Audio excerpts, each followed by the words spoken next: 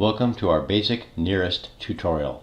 It will show you the simplest way to start the app, obtain a list of the nearest airports, pick one, and with digital directions fly directly to that airport.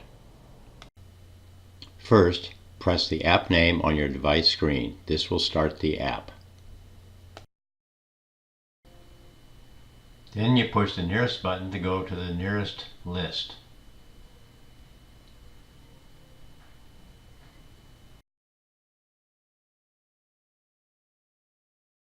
Then you select the airport you want. In this case, we're going to select Williamsburg, Jamestown. This will take you to your Navigate screen. On the Navigate screen, you see the right or left direction to turn the plane and the number of degrees for the correct direct bearing to the airport. This is the difference between the bearing and your actual airplane track. Green buttons do something. They can execute another function or change destination to the previous or next airport.